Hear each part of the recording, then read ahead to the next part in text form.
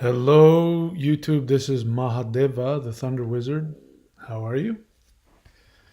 All right, so we've just been through a very powerful astrological period called Gandanta. And it's where Mars, a fiery planet, has been in a water sign, even though it's in its own sign of uh, Scorpio. Mars moved from a water sign to a fire sign.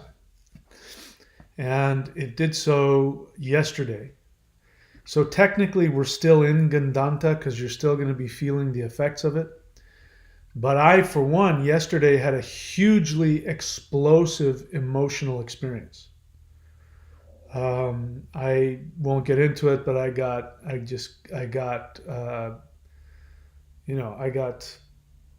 attacked by some extremely abusive person, um, whom I wasn't expecting uh, such an attack from, and it caught me completely off guard. And I became extremely emotionally hurt over it.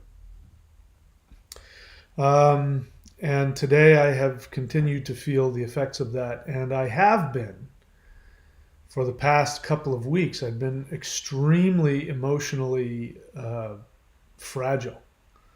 I mean, anything could drive me into deep sobbing and anger and fear and all of those things. So if you've had any of those experiences lately, that's why. So technically, Mars is still in Gandanta, even though it's moved out of um, Scorpio and it's in Sagittarius. It's finally, it's burning off all of the water. It's getting rid of all of the water that was boiling inside of. And it's going to be happy. Sagittarius is a good sign for Mars. Sagittarius is fire, and Mars is fire, and Mars likes to work towards spiritual things, likes to fight for spiritual things. So when he's in Sagittarius, that's what he wants to do. He wasn't happy, even though Scorpio is his own sign, he doesn't like having to go inward. Burning all of that intensity inside creates a lot of emotional upheaval. And he doesn't want to do that. He wants to channel his emotions towards defeating the armies of evil. So hopefully we'll see a shift going on. We had in this past couple of few weeks, there's been a lot of revelations about the pandemic, all kinds of things, things that Fauci denied. There's been a lot of emails and hidden this been being brought to light.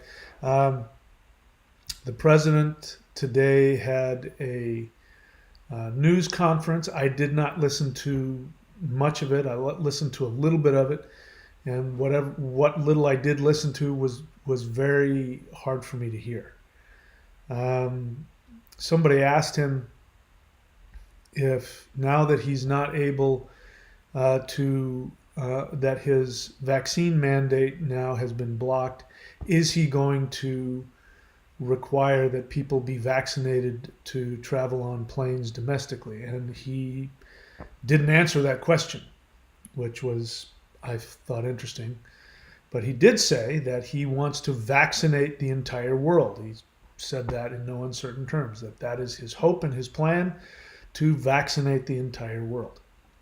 Something else came to light recently, which I saw on mainstream media news, no less, on YouTube, and it is that the richest people in the world over the last year have doubled their riches. So billionaires, people who were billionaires before the pandemic, now 2 years later, are now trillionaires, which I find interesting. So it's just, the objective evidence says that the most that the richest people in the world made money off of this pandemic. And what is the one thing that has been talked about, argued about throughout the entire pandemic, and that is the jab. So there you go. Come to your own conclusions about that. So the way I've been feeling the past few weeks, I can't remember the last time I've felt so sad and disempowered and hopeless. I literally, I was just in and I had COVID. This is the first day where I'm not going to say I'm a completely 100%, because there's still a little bit of some weirdness I can't put my finger on. But I was able to go to the gym, and even though, I was taking it easy on purpose, I did go to the gym and I did legs, and I was able to lift hard and push myself and get out of breath, and I didn't end up having any problems. So that's good. I'm now just going to assume that I'm done with this thing, and hopefully I will be. I have to say I'm not. Now that I've had COVID, I am not happy with whomever was responsible for manufacturing and releasing that onto the world. I'd like to have 5 minutes alone with such a person. But if I did, I probably wouldn't be living for very long. So here's what I've learned based on this Gandanta period. The overwhelming spiritual lesson that I learned is that I had to dig deep into me, because there was nobody else. I'm in a situation in my life where I literally have nobody other than my clients and my viewers. If I fell off a cliff, nobody'd fucking know. The cops found my body, they wouldn't know who to call. I got nothing. I got nobody.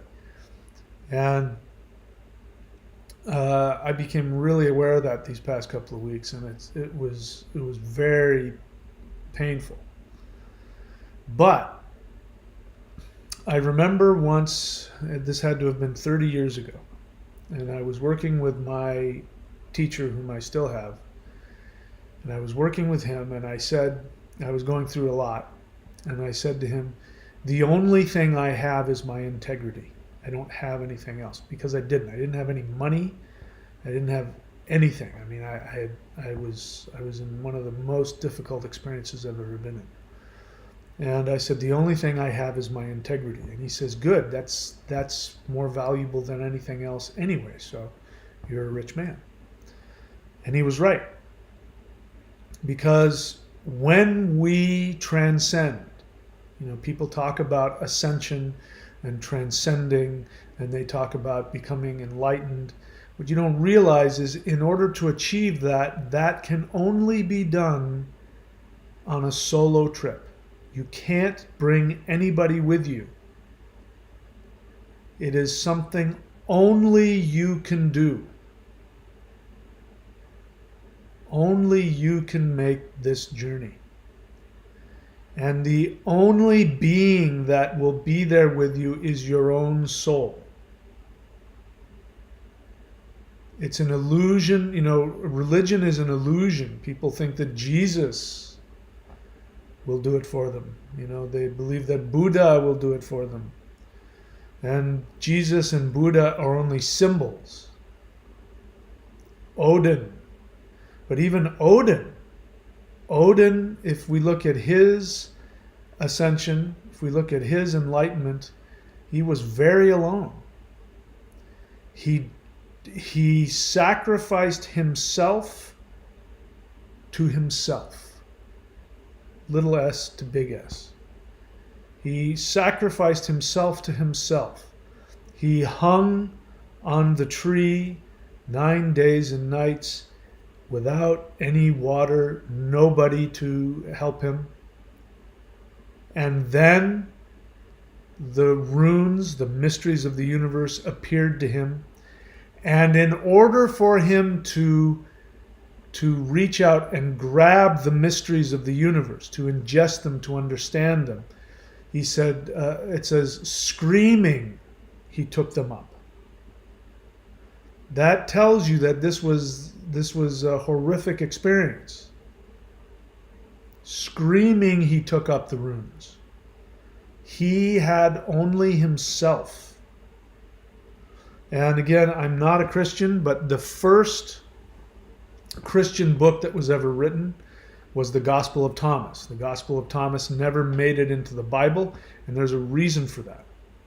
It was the basis for all of the other Gospels. All the other Gospels were hijacked from the Gospel of Thomas and reinterpreted and completely changed the message.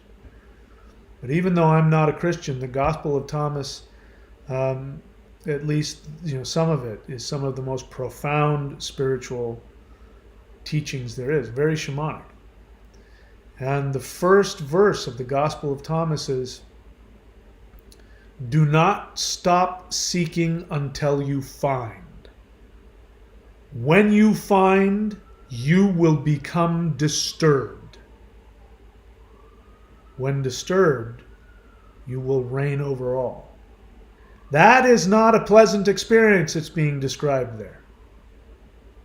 So let me share it with you again. Do not stop seeking until you find. When you find, you will become disturbed. Disturbed, you will reign over all. So even when you're in that space of reigning over all, it's going to be a disturbing experience. And that means you have to be willing to do what it is I've been teaching you to do this whole time, which is you only have one choice in this life. And that is, you can only follow your own soul. You can only listen to what your soul wants to experience, the joy that your soul says it wants. That's the only choice you have. To do anything other than that is going to bring you misery, delusion, sadness, and these days, ill health. And so we're right back where we started. It's a you can't take it with you. Everybody dies alone. So if you're surrounded by people, and you have people in your life, and you have family in your life, and you have love in your life, I'm happy for you. I don't see any reason for you to do anything to change it. Cherish the people that you have in your life, because there will come a time when you won't have them. That is also something that will happen. If you live long enough, you will watch everybody die. It's just another thing. There's a bunch of old folks' homes with old, lonely people who don't have anybody in their life, and they had families and friends, and not wishing that on anybody. I hope that everybody dies surrounded by their loved ones and their grandchildren. But if you don't have a relationship with yourself, if you don't have a relationship with your own integrity, then the lesson of the 21st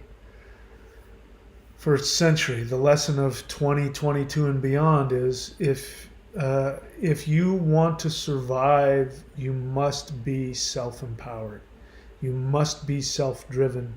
You must choose your own integrity over everything and everybody else. Because what is being, as I said, I just got through listening a little while ago to the president, and somebody asked him, now that you haven't been able to mandate the jab in the workplace, are you going to mandate the jab for flights?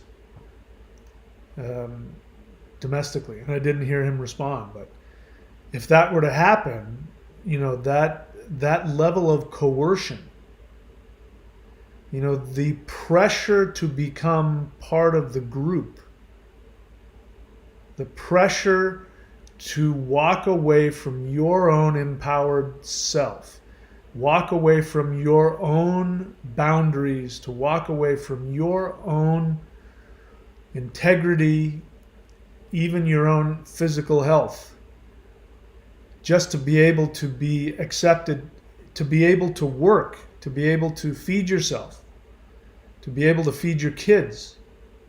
This is a very, very difficult test that the universe is bringing onto the whole world. And there's a reason why I have Dr. Manhattan here over here, because that's what it feels like. Screaming, Odin took up the runes. So that's really all I had to say. Today was very emotional for me, but I felt a catharsis. I had a big long cry about everything. I'm grateful that my first actual day of doing normal things. It's been 13 days, I believe, since I first had my first COVID symptoms, and apparently all of the stuff I've been taking seems to be helping. So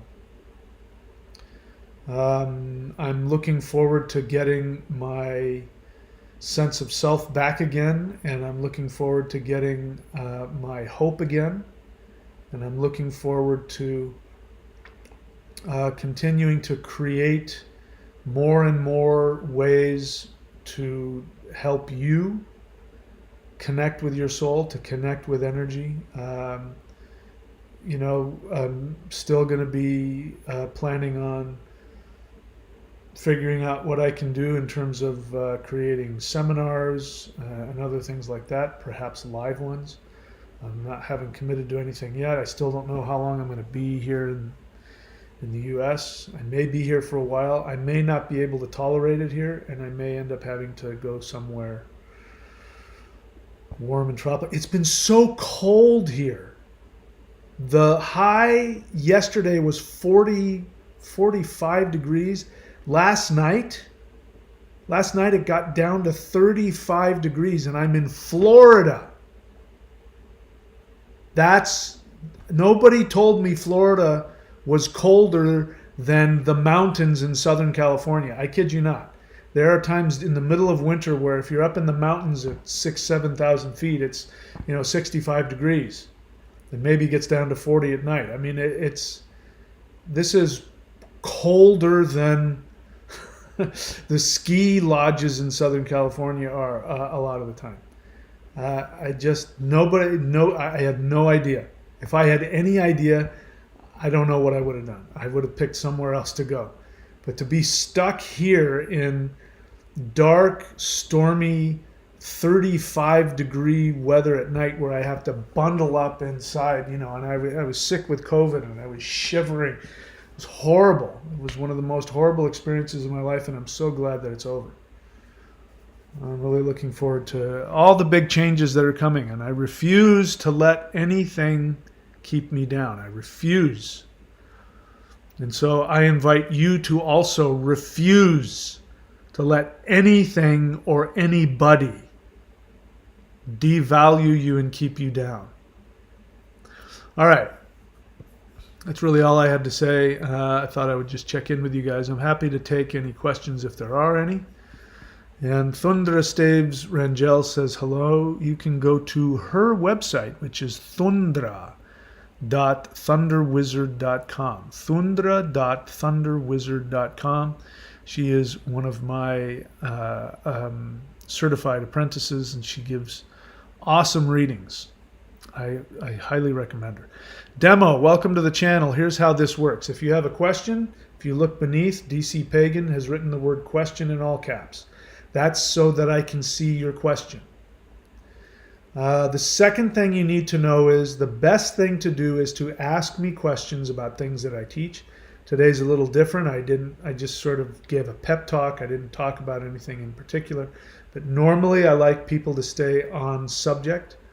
It's also good if you're new to the channel to spend some time on the channel, watching the videos, watching the playlists, knowing what it is that I teach, so when you ask a question, you can ask an educated question based on the things that I do. Just like if you were to go into a classroom, let's say you were going into a modern philosophy classroom, you wouldn't go in there and ask questions about mathematics. The teacher would say, that's not what we do here.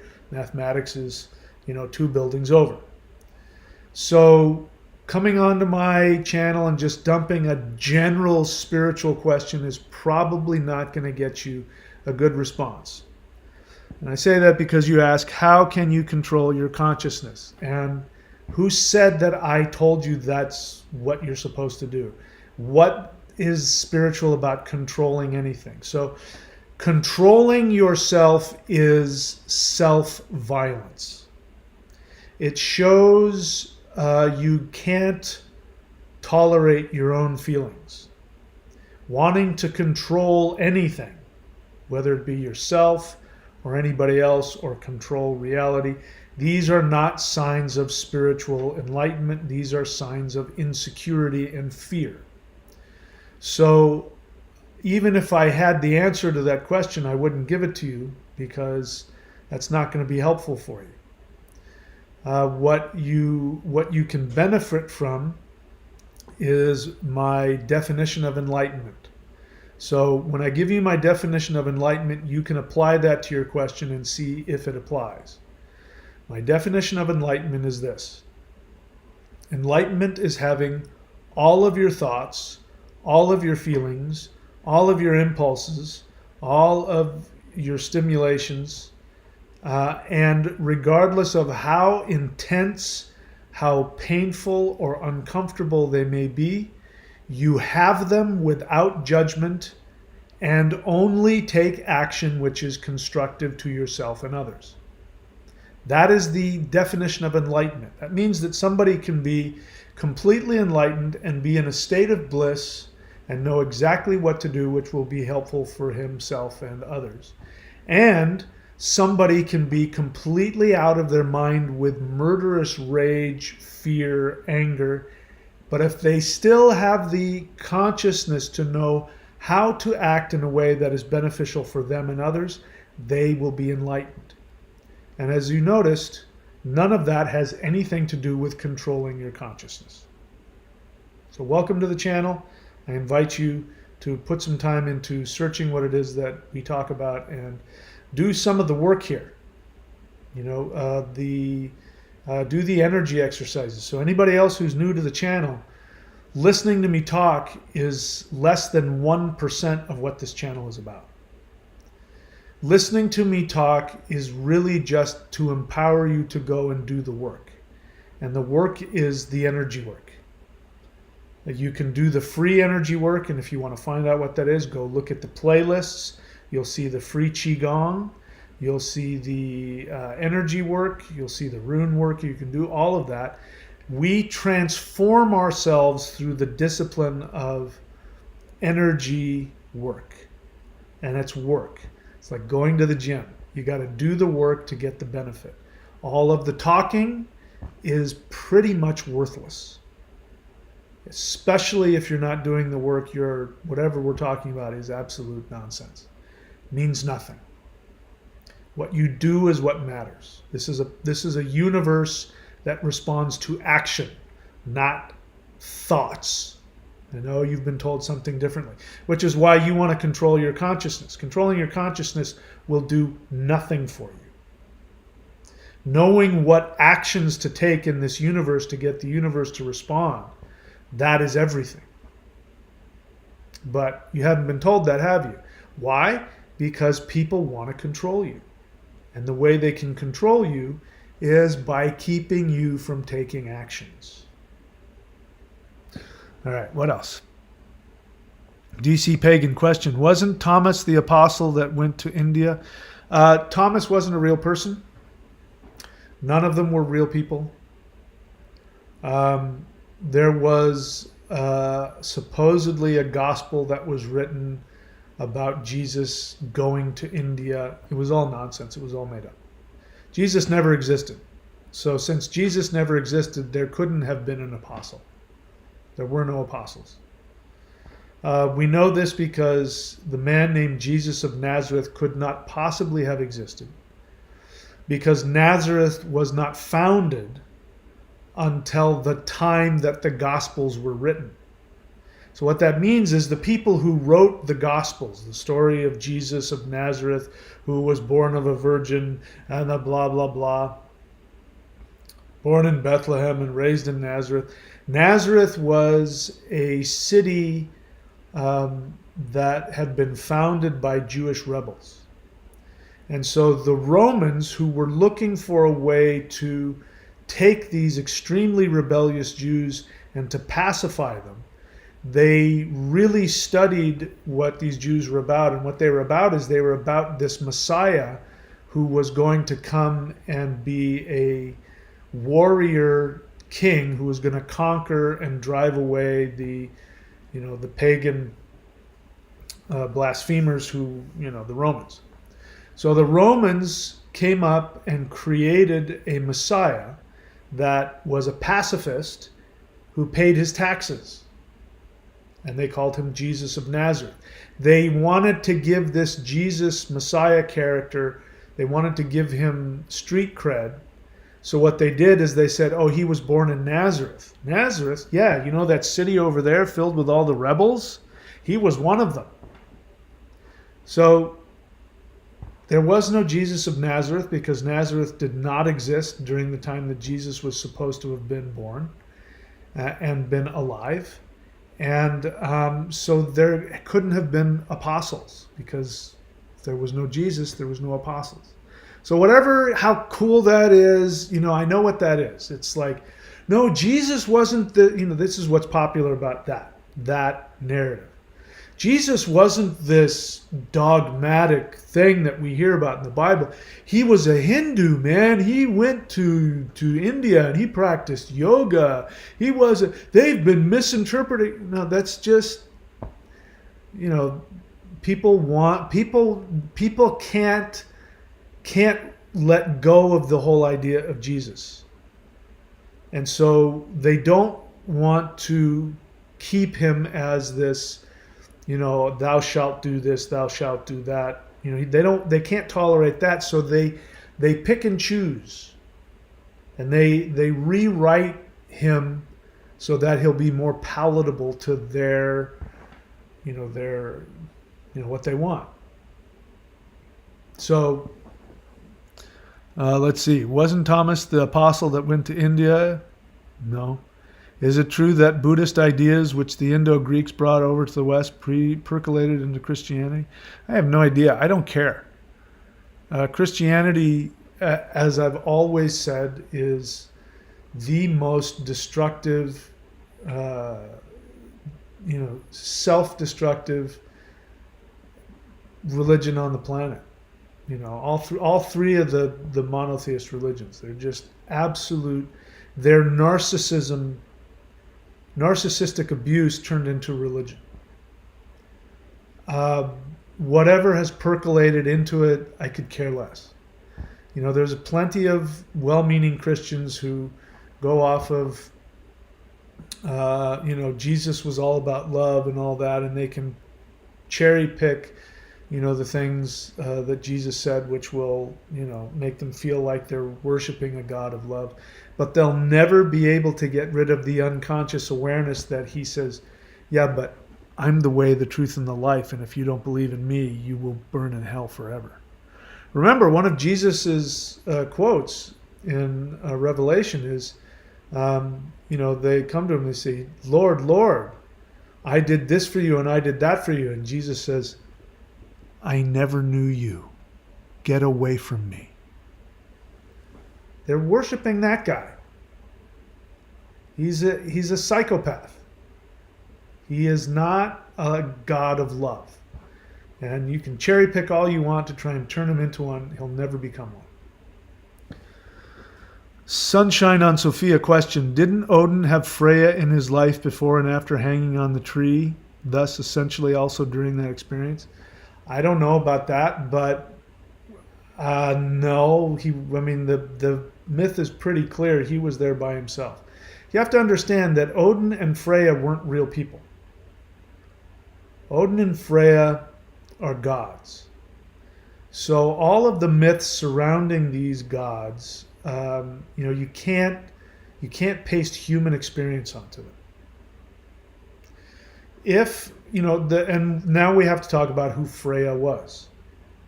So Freya is broken down into the original Indo-European from these words.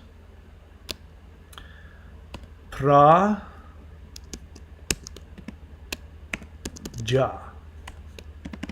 Praja means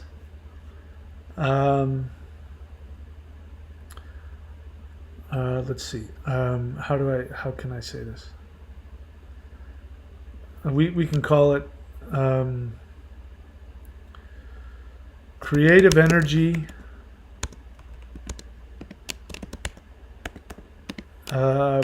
feminine power. Pra means creative energy. It's a masculine force. And Ja means feminine empowerment. So Praja or Freja is the union of the masculine force of creativity and the feminine force of empowerment. She's not a person the way you think a person is. So if we follow your thought process, which is that Odin was connected to Freja, which, by the way, Freja's connection is really with Frey, not Odin. But there's this talk about Oder and Freya. Oder is not Odin. Odin means he who is made up of shamanic awareness. He isn't shamanic awareness. He consists of it. He is the master of it. So Od and Freja, their relationship means that the fully combined masculine and feminine power of creativity has a connection with shamanic awareness. That's what all of those myths are saying. So, for the average person, they can read those myths and imagine the gods are like human beings and they walk around and they, screw each other and they cheat on each other and they have, open relationships and whatever and all that. And the average person can benefit from that because it seeps into their unconscious and it still empowers them.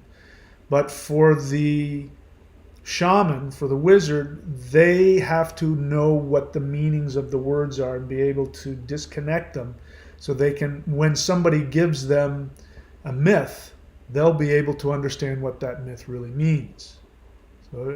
So I understand what you're saying. You want to say that Odin wasn't there, he had his girlfriend there with him, but he was alone. And he did have Shakti with him because he was empowered with Shakti. It's his own Shakti that he had. It wasn't another person. Does that make sense? That was a good question. What else? Sundara says, Florida is only like that a few days a year. No, it isn't. It has been like this for weeks, and it's going to continue to be like this for weeks. It's fucking horrible. I hate it here. That may change in the next week or two. If it does, it probably will warm up, especially as I go down south in the next couple of weeks. But holy crap, man. This has been the coldest fucking tropical vacation of my life. I'm not kidding. It's colder than the mountains of Los Angeles. And it gets cold up there. It snows up there. Okay, what else?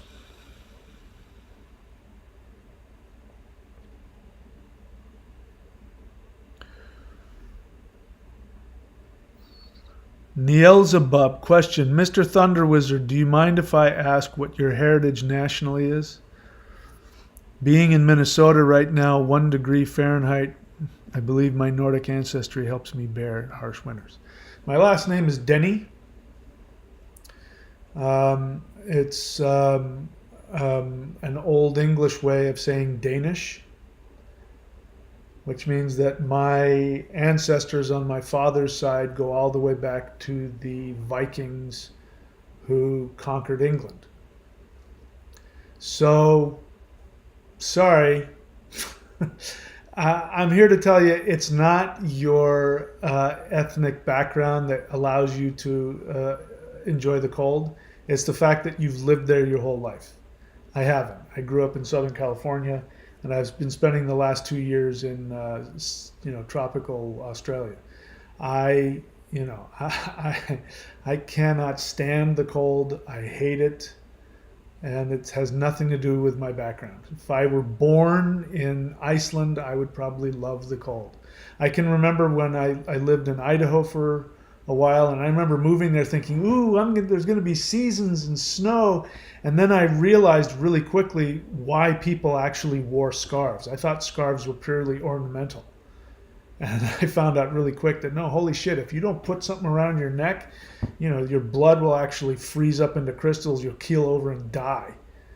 I'd never experienced that kind of cold before. And the snow was fun for about a week. And then I said, okay, I'm done. And I've been done with the snow ever since. I don't ever need to live in the snow ever again. Let's see what else. Cliff, question. What do the individual elements feel like when doing the breaths? Why are you asking me? Why don't you do it? You don't need me to tell you. I've told you how to do it. Just go do it. They're gonna feel however they feel. And then you can tell somebody else how it feels for you. I mean, why are you asking me? He says, I've been doing them and I can't feel any difference between them. Who said you were supposed to feel anything? When did I say that? Here's what's most important about life in general. Are you happy? Are you healthy? Are you prosperous? Is your life getting better? Is your health getting better? Your finances, your relationships, are these things getting better? That is the question to ask when you do spiritual work, not how they make you feel. I don't have any problem with anybody having any wonderful feelings. I do the spiritual exercises because they get me high, and I love to feel high. So I'm not against that, but the feeling is completely, totally not the point and means nothing. If you're doing the 5 elements correctly, your body will get healthier, your life will get healthier, your thoughts will become more clear. Whether you have an experience or not, I can't guarantee that. What else?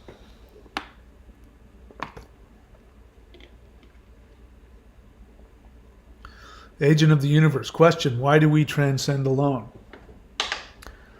Why are you asking that question? Here's another truth. Many times, if not most of the time, when people ask the question why, it's because they want control. People want control when they're afraid. When they're afraid that something is going to do something to them. You ever notice that when your girlfriend breaks up with you, your first question is why? Why are you breaking up with me? When in reality, that's really not, the answer to that question won't change the fact that she's going to leave you. She's walking out that door and she's not coming back. The reason why? I don't love you anymore. That's not going to make her come back if you know that. I met somebody else. That's not going to help you get her back. The sex is no good. it doesn't matter. Why do we transcend alone? That question isn't going to help you. I mean, I can give you reasons, but they won't make you feel better. Just meditate on the fact that we do transcend alone.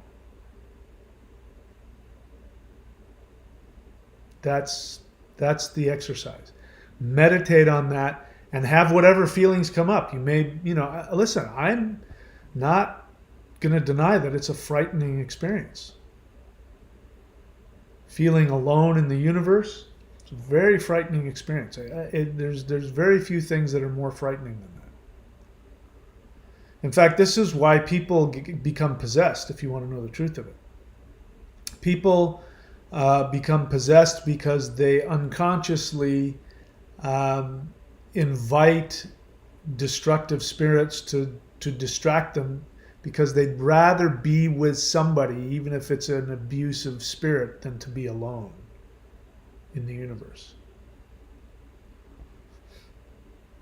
But when you can be alone and not be lonely, that's a sign that you've achieved some awareness within yourself. Because I've experienced a lot, as much as I'm complaining about being alone, and I do plan on changing that. I've also been in, I was in a marriage that was destructive, and I can remember in the marriage and after it was over, I can remember telling myself that, just having somebody in your life, it's better to be alone than to be in a horrible relationship with somebody you can't stand. And I've been I've been in a couple of relationships where that became apparent. Like, this being with this person is more damaging to me than if I were alone. And sometimes being alone, especially if you're doing the lightning qigong, you can have an experience of connecting to the universe and feeling a relationship with the entire conscious universe. And that would be a great way, if you had the ability to know how to do that, then you'll never be alone, even when you die. What else? Yeah, agent. Yeah, so agent of the universe. Yeah, I had you pegged. He says, honest feeling, the idea of transcending alone scares me. There's nothing wrong with being scared. It's just a feeling. Feelings can't hurt you. Zerlath, suggestion. So Zerlath, man, I mean, in all seriousness, dude,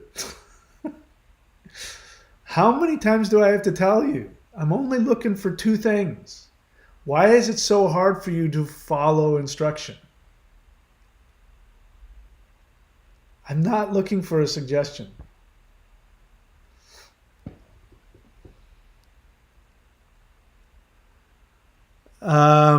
Tools I need to navigate Australia. Oh, okay. I don't know what that means, but I guess I appreciate that. The problem is that Australia is not letting anybody in, especially they're not letting any unvaccinated people in. And even if I was vaccinated, I wouldn't be able to get in. And on top of that, they're making it even harder for people to get a visa to go over there. So the likelihood of me being able to go back anytime soon is zero. Hopefully that'll change. Baba Junzo. So Baba Junzo, you and I have been having we have a history now. I'm not enthused about the idea of interacting with you. Let's see what you have to say. I'll hold my tongue until after and the reason I say that is because I don't believe that you have the ability to understand what I've been saying to you and to act on it appropriately. You haven't shown me that in our interactions. So I'll hold my tongue, I'll read what you have to say, and then I'll see if maybe you'll surprise me. Honest feeling. I get this feeling of being in a state of not being dependent on anybody in life for fulfillment, but still enjoying having their influence as long as I will be able to. That's great that you have that feeling. That's not how you've interacted with me. You know, you remember, some of the things that you said that I said. This isn't. So unless that's a recent shift in your feelings, you have not been expressing that with me. Maybe, I don't know, maybe I'm misreading you. Amy Elizabeth, question, and then nothing. Oh, there it is. Question. Do you know, please, what it would mean when one has seen a burning flame in the midnight sky while meditating? Thank you in advance. So, Amy, welcome to the channel. As I just said earlier to somebody, experiences are great, but they're ultimately meaningless.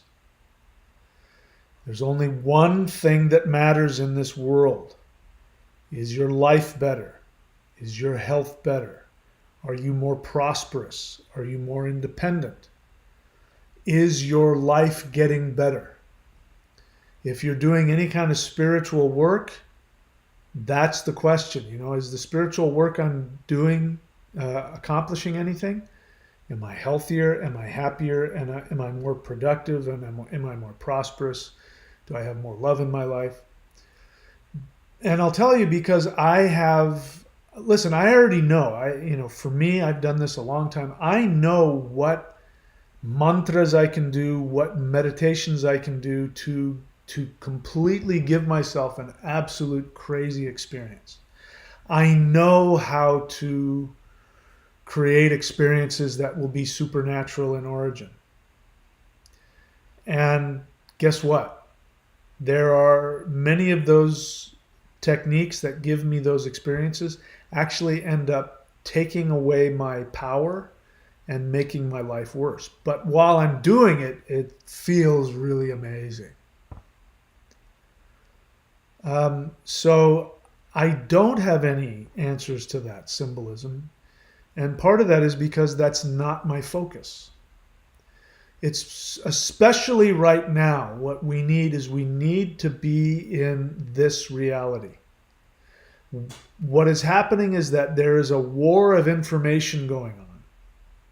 And people are being lied to about what objective reality is. And that's why right now, what's happening is the forces that be are trying to get you to just not deal. This is, how I felt, for the past 2 weeks with COVID. I mean, I just didn't want to do anything. I didn't want to think about anything. And every time I tried to think about what was going on, I couldn't muster up the strength to even examine or think about anything. I was miserable. So now that I'm starting to get my cognitive faculties back, I'm really grateful that I can, and I want to get back to looking at what is really actually going on in this world. So you have an honest question there, but if I'm honest with you, I don't know how to respond to that. A burning flame in the midnight sky while meditating. My suggestion would be to bring that up in your mind, bring up the picture of it in your mind, and to ask it. And to say, what do you represent to me? What is your message for me? Because it didn't happen to me, it happened to you. So the message is there for you. If I thought I had an answer to it, I would give it to you, but I'm not gonna condescend to you to that degree and try and interpret for you what the universe and your unconscious gave you. So what an adventure. I'm really happy that you get to have this adventure and figure it out. I don't know. And I don't want to sully it by trying to throw an interpretation on it for you. So now, Baba Junzo says, question, did you see my experience with Omicron? I commented on your Odyssey. I asked because it was a strange experience for someone who is unvaxxed. I don't remember.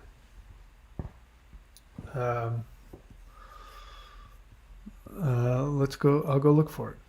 By the way, I have a video platform on Odyssey.com, ODYSEE.com, and BitChute.com, the Thunder Wizard channel, both on both of them. And I talk uncensored there. So if you really want to hear what the heck is going on. No, I didn't. I didn't read it yet. So when I get a chance, I will. Okay, be quiet. Nobody's listening to you. All right. Let's see. Where were we? Anything else? Amy Elizabeth question. Oh, I already answered that question. Nothing else? Are we done? I know I'm such a pain in the ass. You guys ask questions and I tell you in a bunch of different ways that I can't answer you or your question is meaningless or something like that. That can't be fun. It's certainly, if I wanted to be a super a super popular online spiritual teacher, I would. This is not the best strategy to go about doing it, but I'll say it again. This channel is about doing the work. It's not about me talking. Me talking is the least interesting thing that I have to offer. It is imperative that we now more than ever do the energy work.